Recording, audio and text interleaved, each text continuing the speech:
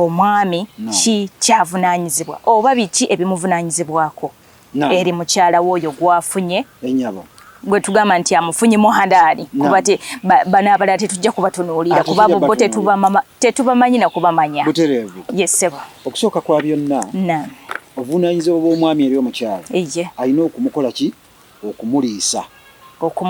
okumuliisa kintu kikulu nnyo ate muliise kyayagala okulya tomuliisa ekyo kyatakola ki kyatayagala era naawe singa bakuliisa kyotayagala tojja kusanyuka tojja kufuna mirembe kati omukyala wo bw'oba omuwooye naye bwe banga azze mu maka asabye kati nzize ewammwe nenkusaba bazadde bo bansomera amateeka muwala waffe omulaba tumukuwa nga buli kiyungo kyonna kwekiri talina nkovu enjala zonna kweziri amannyo gonna mwegali buli kimu nga bw'omulaba tumukuwadde nga muki mulungi taliiko kamogo naye totuuke ate n'omutuusaako ki akamogo wanna abadde aliye tubadde tumuliisa naye bw'omutuusa eyo tumusuza njala n'omubonyaabonya kati obuvunaanyizibwa obusooka obw'omwami kwe kuliisa mukyala we.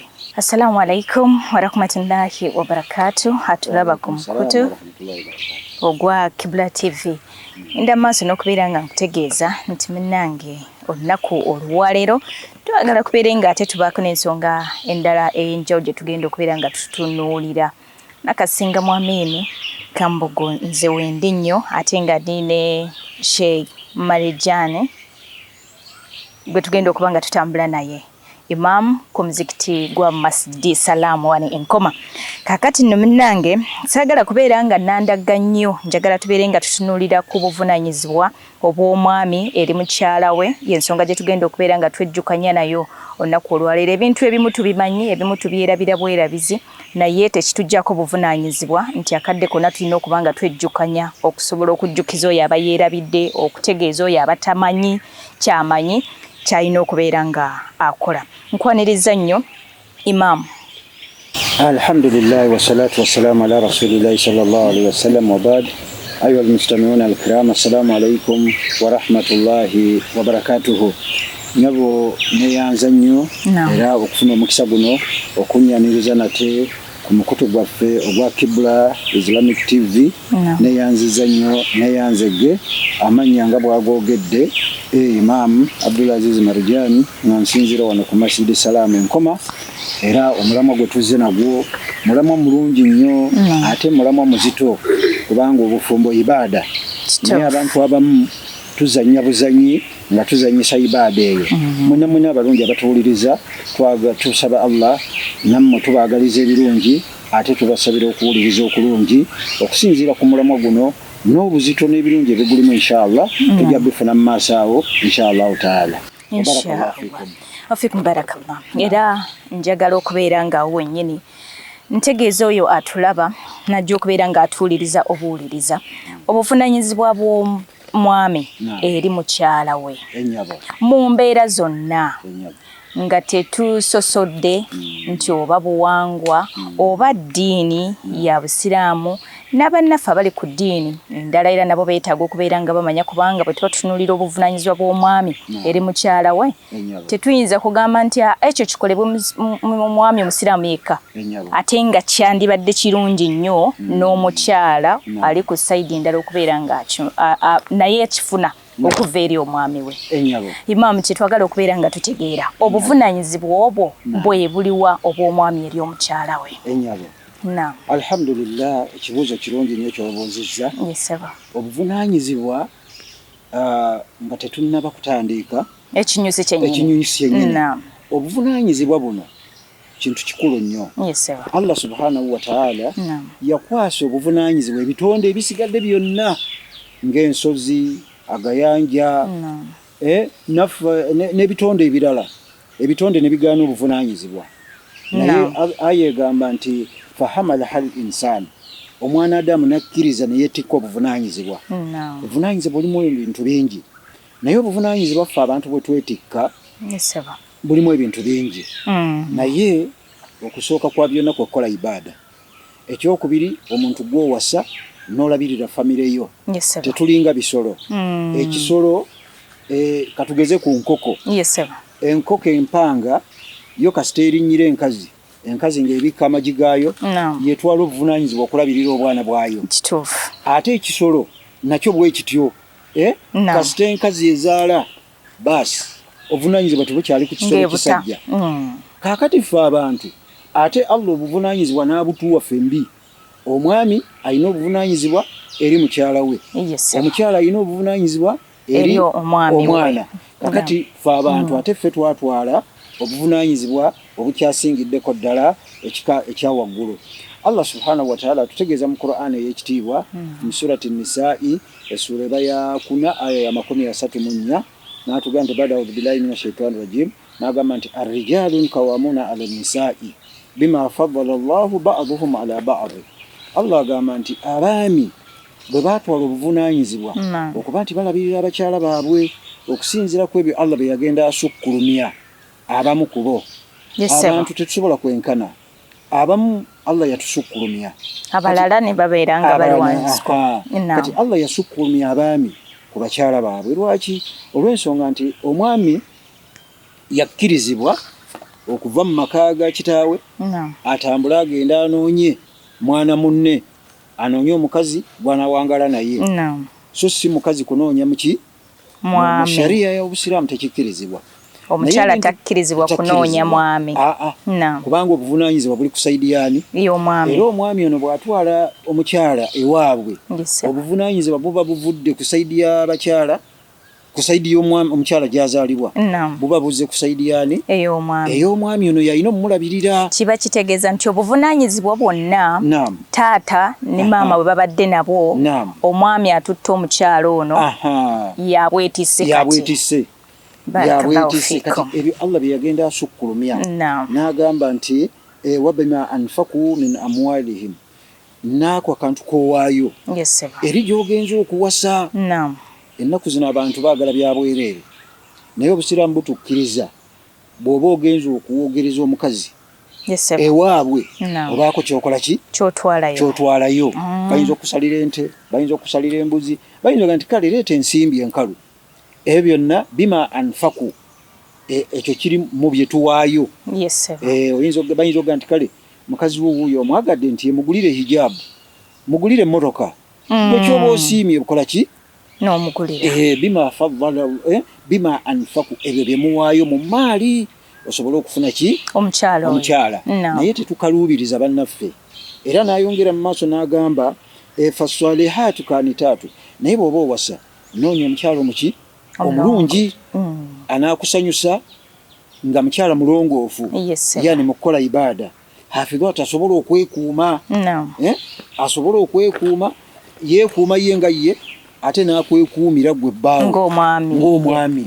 Obuvunaanyizibwa bwa mwami eri mukyala we, kati olaba famire gy'anoonyaamu y'omukyala omuki? Omulongoofu, nga aya bwegamba aswalihaatu. N'alyoka atugamba n'abo abakyala abalungi bwe muba muwasa, abeekuuma, abatya Allah subhanahu wa ta'ala. Naye ne tubeerawo n'ensonga endala, nega nti abo be tuwa amahare gaffe, gw'owadde amahare n'omuwoowa mu mpowo entuufu, naye bwe mutuuka waka, kubanga omusomo guno muwanvu mugazi, ne mutuula mu bufumbo bwammwe, Allah n'abawa ezzadde, oluusi wajjawo obutategeeragana mu bufumbo obwo ng'era abanaadaamu. Naye n'atugamba nti fahjuruhum fil madaji, bw'olaba nga waliwo obutategeeragana osobola okusenguka omukyalo ono mu buliri noga nti olw'embeera gye ndabye bwe nti kansooke mulekemukko n'omuwaka ebbanga. Naye ensonga ezimu ayinza okuba nga abadde agaanye okusaala eswala, noga nti nze sijja kusaala. Gwe omwami n'omukubiriza okusaala, n'olaba ng'omukyalo ono agaanye, noga nti nedda, nze okudda ku buliri wano ng'otandise okusaala. Oyinza okulaba omukyalo ono ng'oluusi alina ensonga, talina mpisa, asiiwuuse empisa, noga nti onswaza mu bantu, sijja kudda wano okutuusa lw'onootereza ki? Empisa zo. Kati ebyo byonna osobola omusenguka, oba mukazi akujeemedde mu ngeri yonna, oli waddembe okumusenguka mu buliri. N'atugamba nti ate bw'oba omusengusi wabaawo ebbanga, oluusi omuwa okweddaabulula, omuwa ekiseera yeeterereze. Yeetereze. Naye ekiseera ekyo kigere bwe yeetereza oli waddembe okumuddira. Naye ennaku zino abantu basenguka bakyala baabwe mu ngeri ezitali zimu. Omukyala aganye okumufumbira n'amudduka n'agenda n'amuleka mu nju n'amulekawo ng'abonaabona so nga ate ayina abaana. Oba omukyala osanze omukyala atambula mu ngeri etasaanidde etakunyumidde ng'omwami omukyala n'omulekaawo ne mutuule mukkaanye. Ensonga endala yinza okuba nga yaki mukyala nga takuwa kitiibwa mu bantu akuyisaamu amaaso kati osobola omusenguka. Ate n'ensonga endala nti wadhribuhunna waliwo n'okukuba ku mukyala n'omuyisaamu kempi mu ngeri y'okumubonereza. Naye si kukwata muggo ogukuba ente n'ojja okuba ki mukyala oba okoze ensobi. Olina kukozesa luyi oba oyinza okusiba katugambe ng'ekitambaala ky'olina ku mutwe n'obigatta nga 10 n'obigatta n'okikolamu ng'ekikonde n'olyoka okubisa ekyo. N'ekyo si kumufuntula bikonde oba okutta essowaani n'ogimukuba eyo. Ekyo nno kibi nnyo. Nabbi sallallahu alaihi wasallam yakigaana. Ekyo nno bw'okikola oba okoze haramu. Naga nti naye bw'aba akugondedde nadda mu mbeera tonoonyaawo kubo ddala ate ery'okumubonereza ebyo byokwekwasa ebirala nti kati sijja bagulira mmere. Oyina abaana oyina omukyala abantu bano banaasiiba batya enjala nga tebalya tonoonyaawo kubo ddala kubanga Mukama Katonda musaasizi gye tuli mukwata mpola yateekawo okwagalana wakati waffe nassaawo okusaasira n'emirembe gibeere nga gibukana wakati waffe inshallah taala. Ennyabo bwekityo bwe kiri. Naye omuntu abonereza omukyala mu mbonereza etakkirizibwa naye ajja kuvunaanibwa. Bwekyo amateeka g'Obusiraamu abamu tebakimanyi oba bakimanyi naye nga beesuulirayo gwa naggamba ku nsonga z'eddiini beefuula bakiwagi ne batamanya buvunaanyizibwa bwabwe obwo bwe balina eri omukyala oba n'omukyala eri omwami nga bw'ogambye nti omukyala nnyinza okusalawo n'empisa omwami wange amaaso mu bantu nno nga sina kyawaka. Ekyo tekibeera kya mpisa, kiba kitegeeza nti obuvunaanyizibwa bwange nnina wembusuulidde. Kakati tubeere nga ate tuddayo kati ku kinyusi oluvannyuma lwa imaamu okubeera ng'osobodde okututemeratemera obulungi n'okuba ng'otulambululidde bulungi nnyo nnyini ddala. Kati mu ebyo ebitonotono waddingoze okoonamukko obumu ku bbo mbadde njagala tutunuulire kimu ku kimu. Omwami ki kyavunaanyizibwa oba biki ebimuvunaanyizibwako eri mukyala w'oyo gwafunye gwe tugamba nti amufunyemu halaali kuba bano abalala tetujja kubatunuulira kuba bo tetubamanyi na kubamanya. Yesebo okusooka kwa byonna obuvunaanyizibwa bw'omwami eri omukyala alina okumukola ki? Okumuliisa kintu kikulu nnyo. Ate muliise kyayagala okulya. Tomuliisa ekyo kyatakola ki? Kyatayagala. Era naawe singa bakuliisa kyotayagala tojja kusanyuka, tojja kufuna mirembe. Kati omukyala wo bw'oba omuwooye naye bwe banga azze mu maka asabye kati nzize ewammwe nenkusaba bazadde bo bansomera amateeka muwala waffe omulaba tumukuwa nga buli kiyungo kyonna kwekiri talina nkovu enjala zonna kweziri amannyo gonna mwegali buli kimu nga bw'omulaba tumukuwadde nga muki mulungi taliiko kamogo. Naye totuuke ate n'omutuusaako ki akamogo wanna abadde aliye tubadde tumuliisa naye bw'omutuuseeyo tumusuza njala n'omubonyaabonya. Kati obuvunaanyizibwa obusooka obw'omwami kwe kuliisa mukyala we. Era ekyo omwami bw'aba taliisizza mukyala we ate guba musanga eri omwami we. Kati omwami alina okutwala obuvunaanyizibwa aliise mukyala we kyekisookera ddala.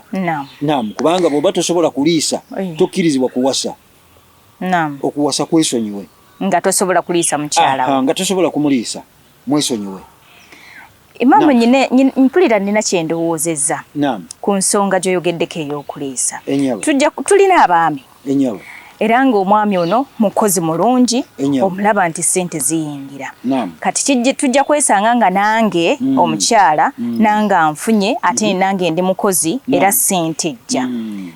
Tugenda kumaliriza nga nze ndiise waka enyabo ng'omwami tetuganya ayinza okuba ng'alinako ebirala byakola naye ng'ekiyitibwa emmere ye oba mu bulamu bwe takirowoozanga nako nti nina okukeera ku makya oba ngula emmere oba mbuze mukyala wange nti bannaye munaalya ki leero kaakati oyo ye aba akwatibwa atya obwo nno buvunaanyizibwa obw'omwami eri omukyala bw'ogula emmere oba omuyambako buyambi nti kamuyambeko buyambi ng'omwami wange essebo naye nga ng'omukyala sente zo zikozese byoyagala ziteeke ku akawunti yo zimbamu ewammwe kolamu bizinesi zo yessebo kubanga omwami ono bwe yali nga zze ewammwe okuwoowa obuvunaanyizibwa bwonna yabwetikka kati bubwe okujjanjaba okuliisa okukusuza byonna ebikukwatako biri ku mwami oyo kati gwe bw'okikola okikola mu mwoyo mulungi mu kuyambako omuntu wange butereevu kale kaakati nno minnange ensonga eyo nga tumaze okubeera nga tugitegeera ensonga y'okuliisa nsonga nkulu naye ate bwemba ntunuulidde abantu be tutambuddemu bangi nnyo nnyini ddala kuba buli wootuuka abalinako ensonga yonna ng'ekwatagana ku maka ekisookerwako takyatuwa kyakulya yatuleka mbonaabona n'abaana tatuwa kyakulya ndi mukuba ekifaananyi omwami oyo engeri gy'awangaalamu n'obuvunaanyizibwa bwe engeri ye gy'abutwalamu ku bintu ebirala obuvunaanyizibwa bwe ku famire yeeno engeri gy'abuteeka ku minzaani n'abeera ng'abupimaapimamu ku bino ebirala byakola ne obuvunaanyizibwa buno obwewako kubanga waakiri kino ekisookerwako tasobodde kubeera ng'akikola kati oyo ye ndowooza ajja kubeera nga oluvannyuma lw'omusomo guno ajja kuba nga yeetunulamu agambe nti kitegeeza embeera eno gye mbadde ndiko ejja kumbonereza ku lunaku olwo obuvunaanyizibwa obulala imaamu bwe tulinako omwami eri omukyala obuvunaanyizibwa obwokubiri alina okumwambaza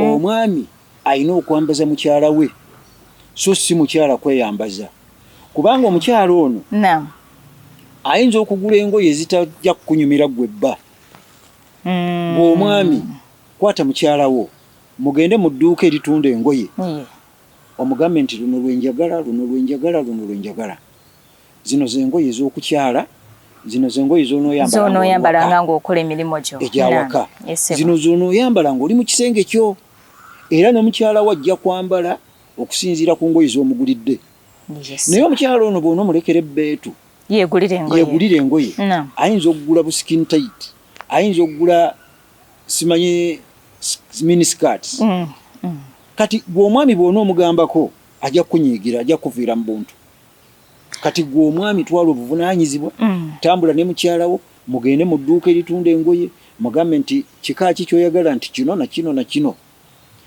kyasiimye mugulire naawe kyosiimye muli mubeere nga mukola ki mukkiriziganya naye singa nga ye mwennyini aneegulira engoye ng'omwami onooba totutte buvunaanyizibwa era buvunaanyizibwa bwe okwambaza ki okwambaza mukyala wo obuvunaanyizibwa buno she alina kukwata ssente nampa oba kirimu okuba nti tulina kubeera babiri bwe tuba tugenze mu dduuka wali ery'engoye kirimu emirundi ebiri ng'oyinza okulaba hijaabu ennungi noga nti mwami wange mbadde nsiimye hijaabu eno ng'ate gwe olina gy'osiimye noga nti akakati nkusiimidde eno kati naawe gy'osiimye naawe ngikugulidde ne mufuna engoye bbiri omulundi gutya kubanga omukyala alina kyasiimye ate naawe omwami olina ky'obadde omusiimidde tewali buzibu bwonna ate bw'ofuba okutta essente zo omubuulirako nti mwami wange mbadde nnina olugoye lwendabye naye mbadde nsaba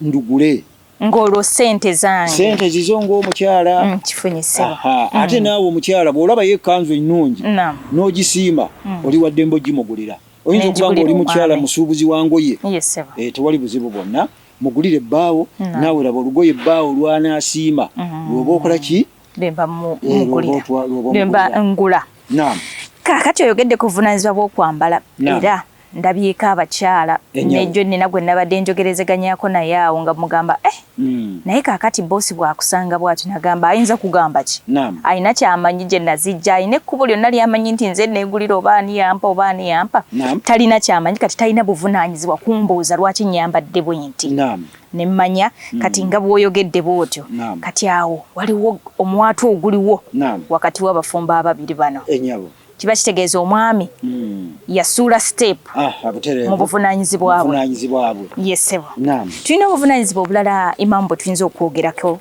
mwami ono omwami ono balina kukwatagana omanyi obufumbo mulina okutegeeragana omwami takola kintu nga tabuulidde bba n'omwami naye takola kintu nga tabuulidde mukyala we mulina okuba nti nno mutegeeragana mu kyonna kye mugenda okukola omwami bw'aba alina kyagenda okukola kya buvunaanyizibwa era buvunaanyizibwa bwe okuŋŋambako nti mukyala wange ngenda kukola kino na kino kuba bwe wabaawo ensobi tubuuza omukyala nti bbaawo bwe yabadde ava wano yakugambye eki tetujja kubooza mulala kiba kya mpisa mbi obutabuulirako bbaawo oba obutabuulirako mukyalawo nti nina ensonga bweti ne bweti gye ngenda okukola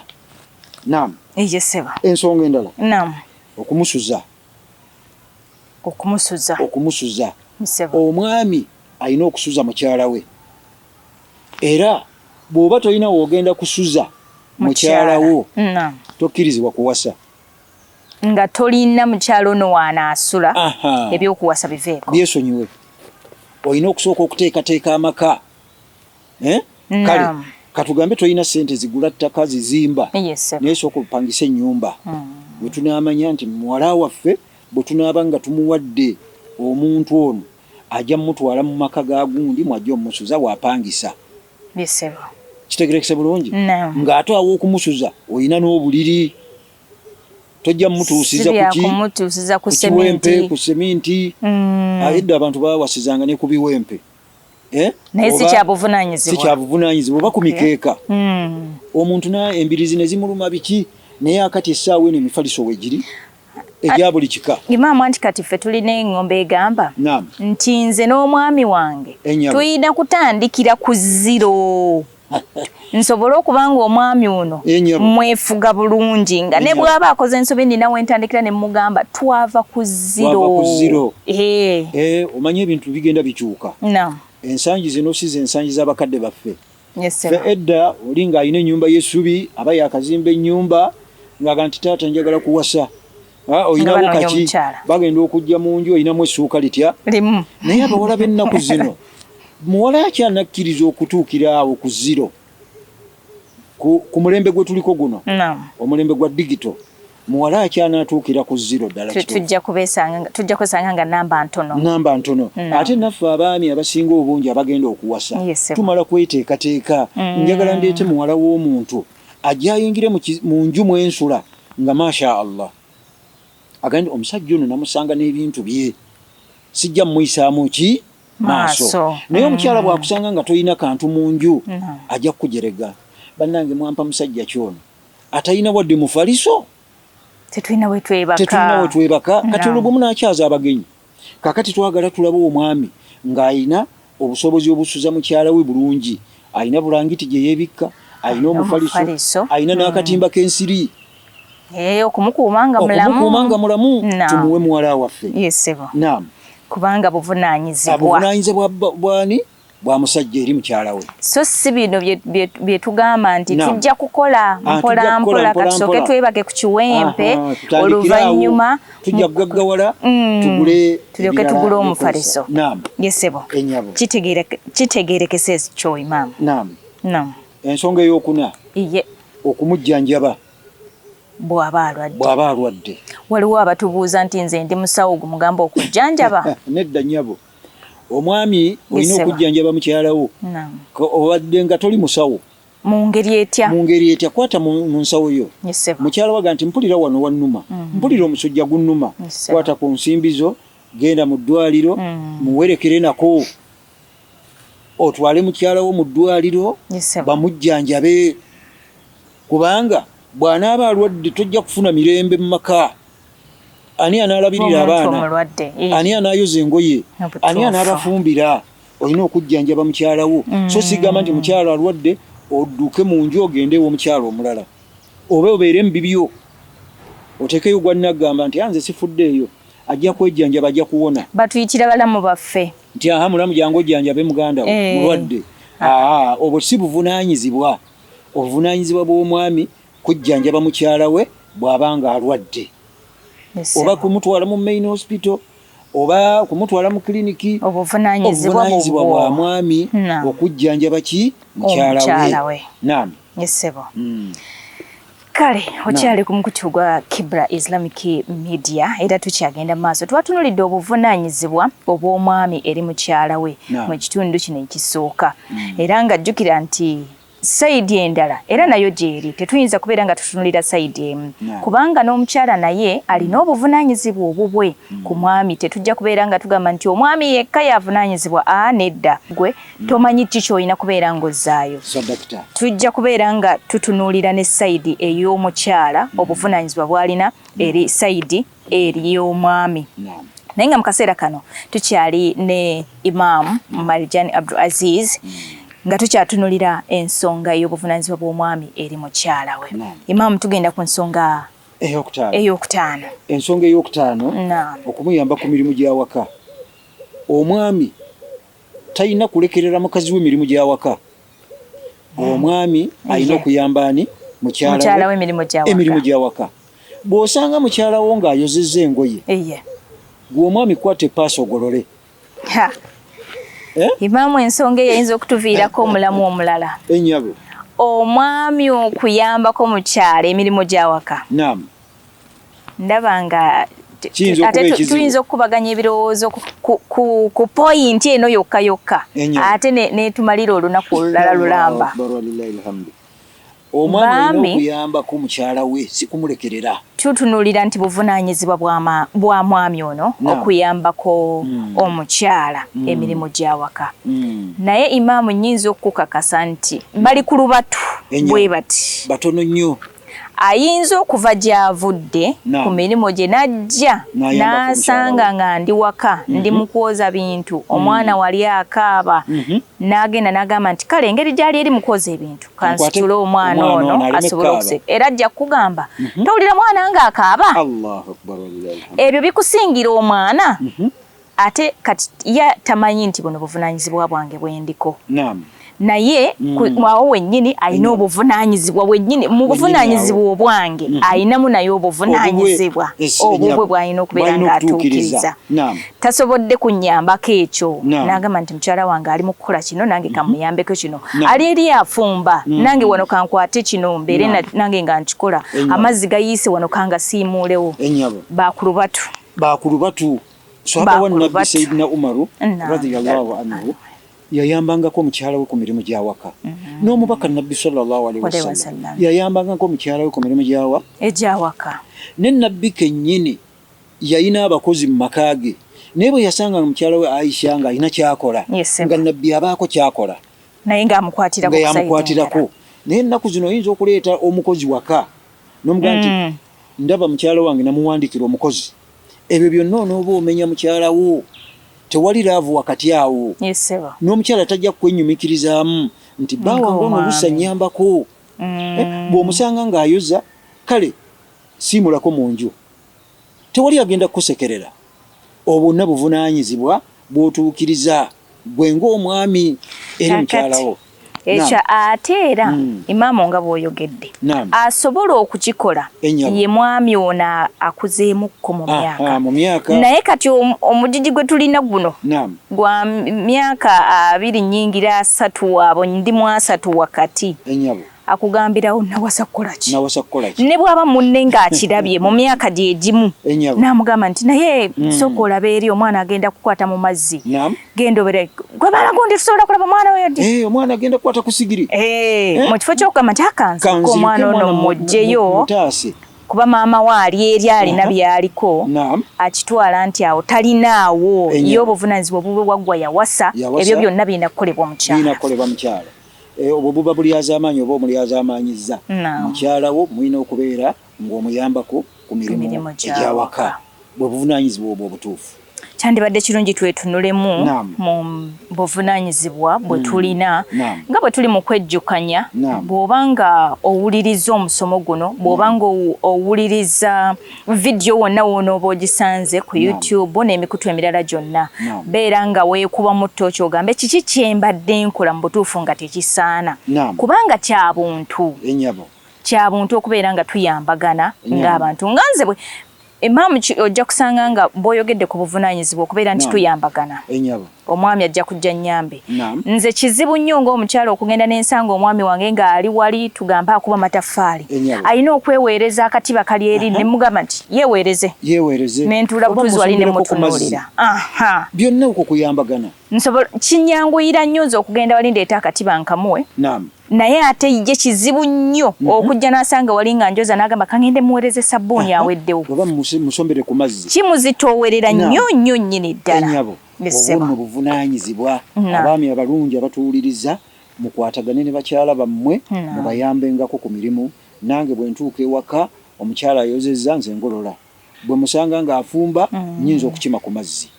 Awo nno emirimu lwe gijja okutambula obulungi. Inshallah taala. Naye gino egyaffe tegiriiko nti oba olwadde Imam. Ne bw'oba oli mulwadde era bwakugambira noonya empale yange eyakkati wandiginoonyeza n'ogigolola. Kyokka oli ku buliri. Oli ku buliri. Allahu Akbar. Batakusaasidde. Oba wakamugamba nti omutwe gunduma najja n'akugamba maama gundi wandinoonyereza essaati yange. Gye njagala okwambala kati n'ogamba ya Allah. Nga tukyalina kyozzaako era olina okutuukiriza kiri n'ojjawo obeere ng'okikola. Omwami abeereko omusaasizi eri mukyala we bayambagane ku mirimu gy'awaka inshallah taala. Inshallah. Akabonero ak'omukaaga alina okumusomesa eddiini ye. Buvunaanyizibwa bwa mwami okusomesa mukyala eddiini ye. Olw'ensonga nti osobola okugenda mu maka n'owasa omukyala nga bambi teyasoma ku ddiini naye bw'omuleeta ewuwo buvunaanyizibwa bwo okumusomesa eddiini. Bw'oba tokisobole kale musindike mu darasi ezibeerawo ku buli muzigiti. Muzigiti gulabe we guli omusindikeyo mugambe genda osome. Waliwo darasa genda osome. Oba muleete wano ku ayu ofune imaamu sheekhe amusomese. Oba ofune imaamu yenna n'amusomesa ng'amusomeseza waka. Bwe kiba tekisoboke ng'olinamu okutya ku imaamu bano. Mulimu abakyali abavubuka n'otya nti ono kale funayo amiraati eyasoma ku ddiini muleete waka amusomese kubanga omwami kiyinza okukuzibuwalira okusomesa mukyala w'eddiini olw'ensonga nti oba ozunga n'emirimu egy'edduniya eno egikusumbuwa ate ebiseera eby'okutuuza mukyala wo musome mudda mu mukwano. Kituufu. Mudda mu kuzannya bikiibwa ebityo. Abandisomye aya mugambe nti tugikutte kati eno n'amakulu gaayo. Eyinza obutaggwaayo. Ne mudda mu birala. Kale omwami twala obuvunaanyizibwa obw'okusomesa mukyala wo eddiini. Ate era Imam ku ensonga eyo ogambye abaami bano basobola okufuna ba amiraati. Najja n'asomesa omukyala ewaka. Naye era tulinamu n'abaami abalinamu eri endowooza nti omwami Imam oba sheeyi mutya okumuleeta ewange asomese mukyala wange. Amiira mutya nti bwe naamuleeta ate bagenda kudda mu lugambo. Tewalina byakusoma bye bajja kubeera nga basoma. Kati nakyo ne kibeerawo era ne kireetera okuba nga addamu emabega okuba nga tasobola kutuukiriza buvunaanyizibwa obwo. Ekisinga obulungi eddarasa ezibeerawo ku mizigiti naddala ng'olw'omukaaga n'olw'essande mukyala wo musindike yagenda asome. Ajja kuvaayo ng'ayize oba omugulire ku bitabo abeere ng'asoma ewaka. Oba emisomo nga gino omuga nti saawa bwetyo oteekako omusomo guno n'owulirizaako. Bwe guggweerako ajja kuba alina kyakoze eki kyayizeemu inshallah taala. Naawe obeereko n'ebibuuzo nti newankubadde tusobola kutuula tusome essula gundi n'amakulu gaayo naye nja kubaako n'ebibuuzo ebitonotono. Muno wayizeemu ki? Obadde obwedde owuliriza ayu basomeseza ku kino oggyemu ki? Mu mbeera bwe zityo ndowooza tusobola okuyiga. Inshallah taala. Ak'omusanvu beera mugumiikiriza eri mukyala wo. Obugumiikiriza butya? Omukyala omwami alina okugumiikiriza mukyala we nnyo olw'ensonga nti abantu ffenna tetwakulira wamu. Kituufu. Bw'olina gye wakulira oyina abaakukuza Naam. ate oyina empisa ze wakola ki ze wajjayo ate nange omwami nina gye nakulira ate nina empisa ze nakola ki naawe ze wajjayo kati tugenda okusisinkana ng'olwedde tuli waggulu w'emyaka 20 18 ku 2 kakati gwe omukyala we ayinza okuba nga alina kyakola gwe nga ate tokyagala tomuboggolera beera mugumiikiriza gy'ali omugamba mpola mpola nti mukyala kino tukikole bwe tuti ne bwe tuti naye tajja kikolerawo mu ssaawa eyo gwe gyokola ki gyewootagiramu eyo ayinza okuba nga ekintu ekyo kiyinza omutwalira emyezi 2 oba 3 okukikwata kati olina okubeera omugumiikiriza eri mukyala wo ayinza okugenda mu safaari agenzeko ewaabwe tomukaabukira okyakola ki eyo vaayo mangu beera mugumiikiriza agenzeko waabwe mugambe nti kakati abantu bo nyumyako nabo okumala ennaku nga 3 oba 2 olyoka okomewo naye aba yakagenda tonnatuuka oli ku ki beera muki tonnaba kutegeera oluusi byayiseemu wakati awo beera mugumiikiriza kiki ekiyinza okuba nga kimuleetedde embeera eyo kati gwe omwami olina okubeera omugumiikiriza eri mukyalawo muli buli kyakola kyonna oluusi emmere gy'oyagala bayisaawa nga 7.5 ebe ng'eyidde naye omukyalawo oluusi ayinabo obunafu bwe emmere n'agiyiisa ssaawa 9 era beera mugumiikiriza ng'ogenda omusomesa mpola mpola nti kasita zituuka ssaawa 6:30 beera ng'ekyemisana oba omaze okiteekateeka otumalira swala ya dhuhuri ng'otujjula kakati ebyo olina obeera mugumiikiriza naamu obugumiikiriza kintu kikulu nnyo nnyini ddala imaamu okuggyako mu bugumiikiriza awo bingi bye tuyinza okutunulira mu bugumiikiriza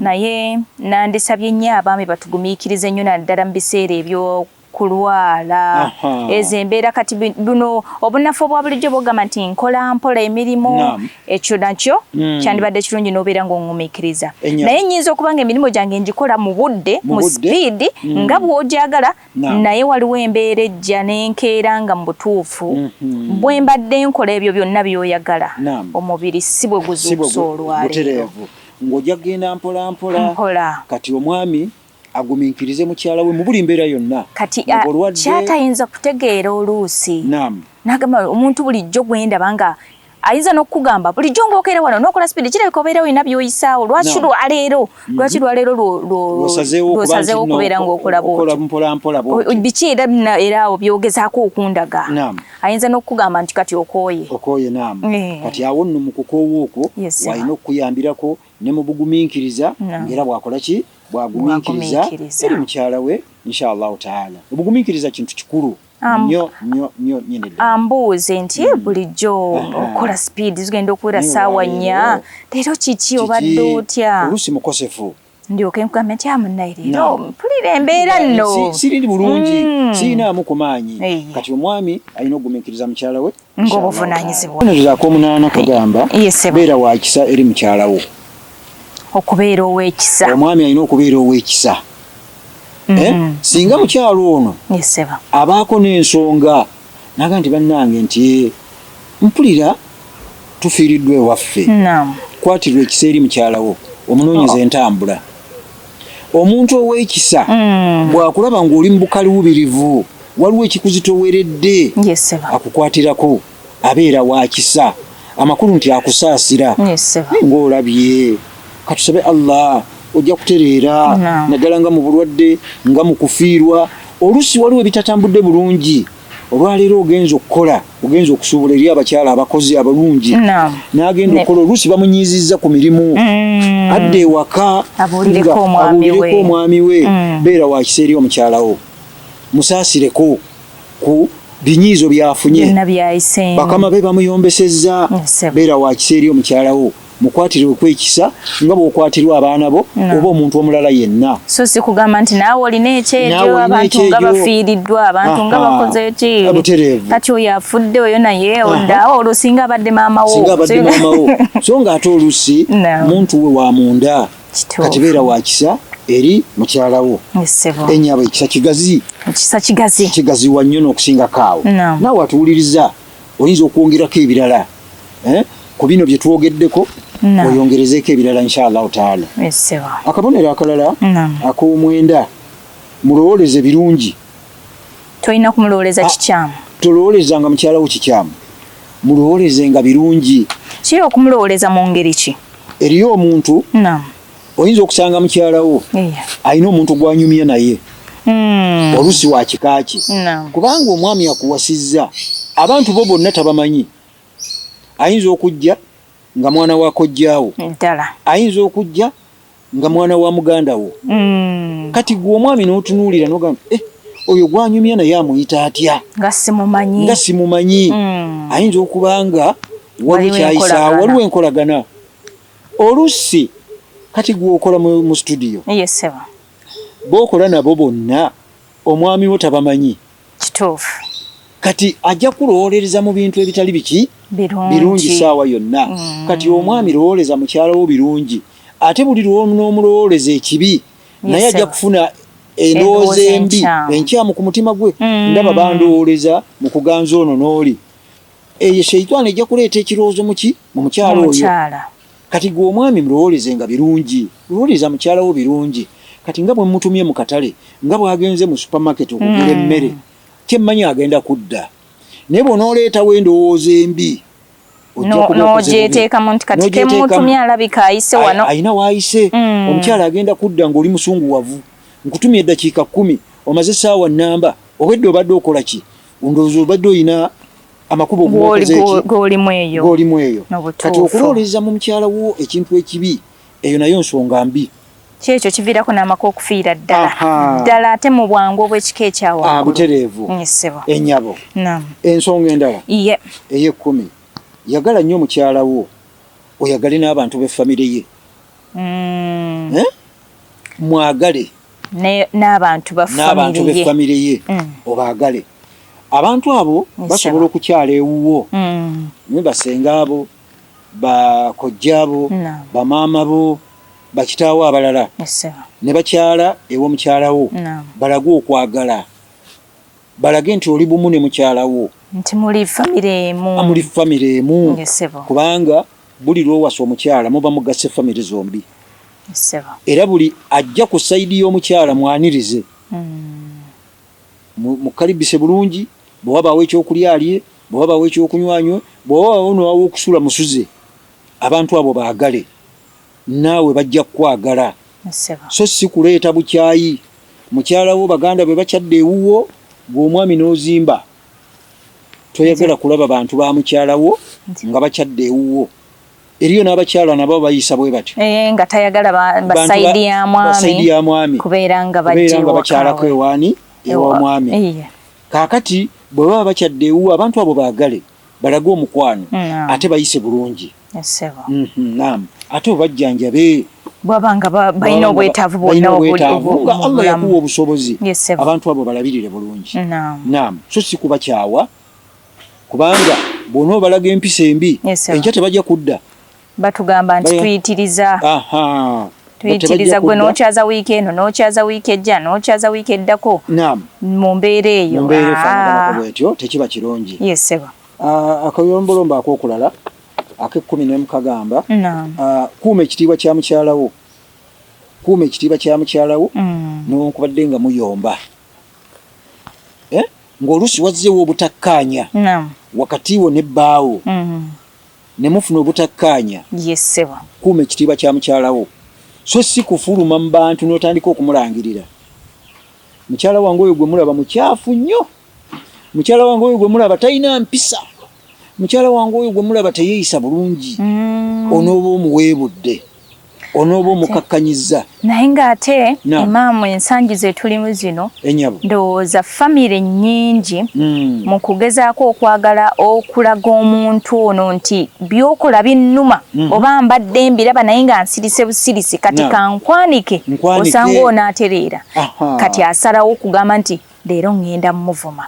Neweesanga nga bwe baba nga bali ku mizigo nga gino gye tubeerako, buli omu akimanyi nti leero agenda kumuvuma, era waayingirira bwe pa onaafuluma bweru. Allahu Akbar. N'alyoka amutandikako. Kibi nnyo.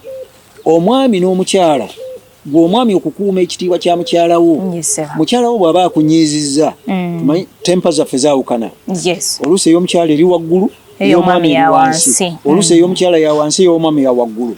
Aba yakatuuka mu luggya wali n'atandika okuyomba. Kikyala gw'oli kisiru totegeera. Si mpisa. Jangu yingira mu nju. Bw'oba otuuse mu nju, mukyala wo muyite. Abaana mufulumeko wabweru. Nina ensonga gye mmaliriza naani ne maama wammwe. Mukyala wange nina ensobi gye nakulabyeko bweti naye togiddamu. Oba mu kisenge kyammwe abaana bammwe bano baleme kuwulira bigambo bino ebibavaamu. Kuba abaana bwe banaabiwulira bajja bituusa ku muliraano. Maama yayombye ne taata, yamuvumye kino n'amuvuma na kiri. Taata naye yavumye maama kino na kiri. Nabo okutwala okumereramu empisa eyo ne bakola nga balowooza nti kyekyo. Nti naffe kitaffe yavumanga maama waffe kati gw'ongamba ki? Ate nga tulabyeko bangi era agamba nti olaba taata yakubanga maama nga nange ndaba gwani. Nange nja kukusambasamba. Ezo empisa zikulira mu baana. Baga nti omuto kyalaba ne mubukulu bw'ajjo kikola. Kati gw'omwami wa mukyala w'ekitiibwa n'onkubadde nga muyomba. Kuuma ekitiibwa kye naye ajja kukuuma ekikyo. Oyinza n'omubuuza. Twende tumaliriza akaakano. Nti omwami oli naye n'atuuka ku dduuka ffe nga naffe twakatuukewo n'omukyala. Kati omukyala agenda ogamba nti asaladdeyo nga bamugamba nti omwami abadde wano naye amaze n'afuluma agambye takusanze olabika ogenze mu bibyo. Kati ye omwami n'anyigiraawo. N'ava mu n'agamba ekitegeezo amulimbye nti waali kumbe ye yatambudde edda yagenze mu bibye. Ekintu ekitali kirungi kati oli kwe kumugamba nti agenze ne Hajjati. Kati yenge nga bano balowooza nti okumugamba nti agenze ne Hajjati ekinaamugira nti tewali kati awo obuzibu bw'abanga ali n'oyo. Ate ekintu omwami kyataafuna. Kati bano baasigala beemulugunya nti ffe twali tulowooza nti bwe tumugamba nti ali naawe tewali ndowooza yonna gy'ajja kufuna nti kagenze n'oyo buli kimu kiri bulungi kitegeeza tewali mbeera yonna. Okuggyako kumunoonyako kumanya waliwo obuzibu obuliwo. Ogenze ne Hajjati waliwo obuzibu kati omwami ye teyakifuna bambi. Naye nga ndowooza twandibadde kyakulabirako bwekityo nga bagamba nti agenze ne gundi bwe tulowooza nti talina bulabe bwonna talina buzibu bwasobola kumuba nga amuyingizaamu. Era abantu obusiraamu butukubiriza okububira bakyala baffe n'abakyala okububira babbaabwe. Bw'olaba omukyala ng'atambula n'omuntu gw'oteekakasa mugambe. Ate naawe omwami bw'olaba omukyala bw'olaba omwami ng'atambula n'omuntu atali mutereevu naawe mugambeko. Akabonerezo akalala ka 13 kagamba nti esswala 5 zibeere mu muzigiti. Bw'omwami esswala zo 5 zisalire mu muzigiti zonna zibeere za mu muzigiti. Bw'oba buvunaanyizibwa asalire mu maka ga bbaawe.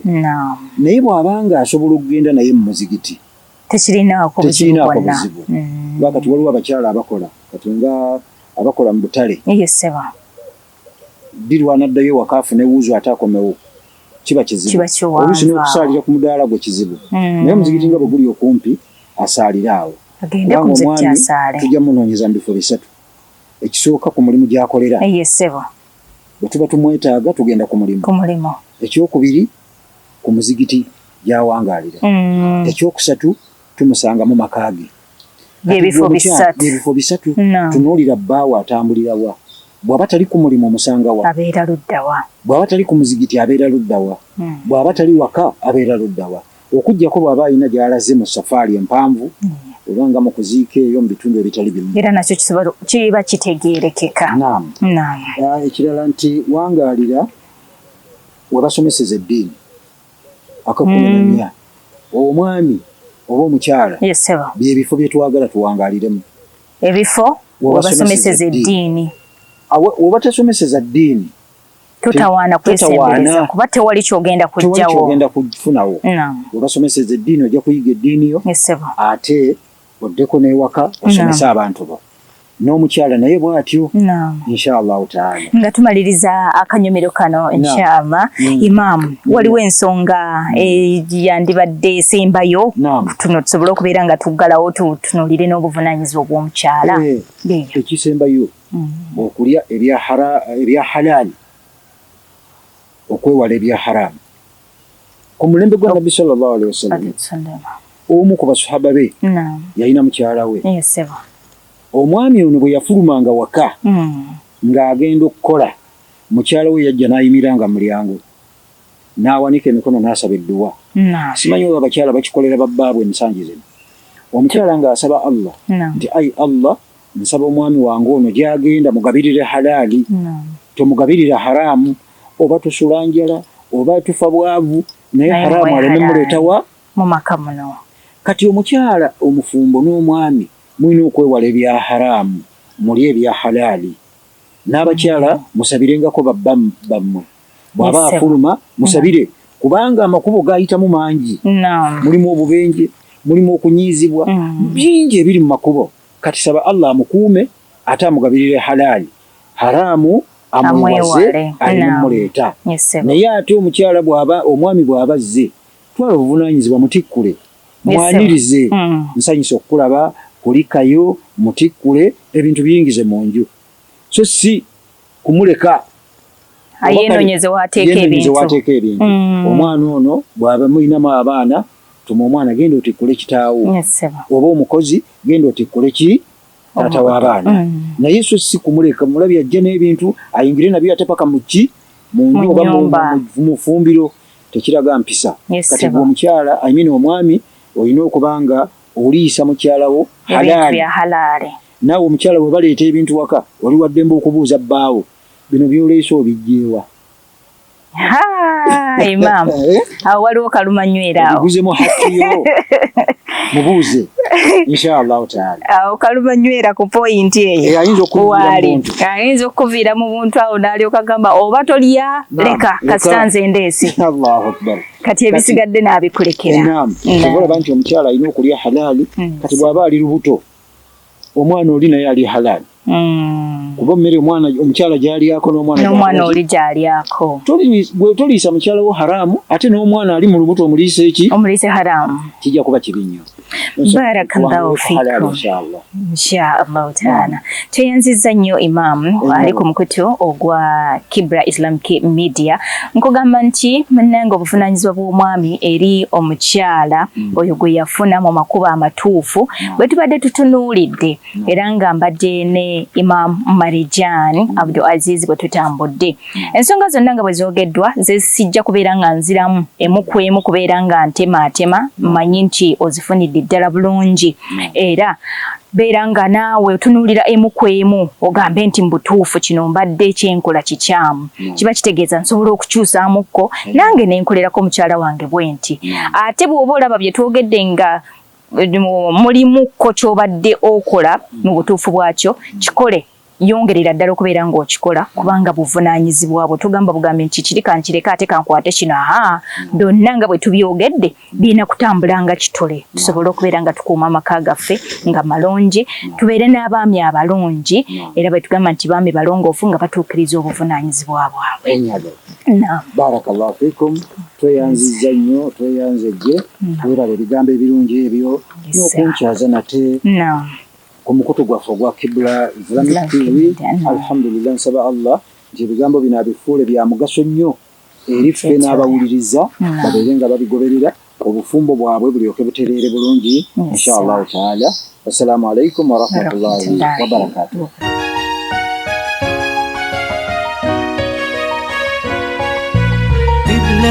Islamic Media,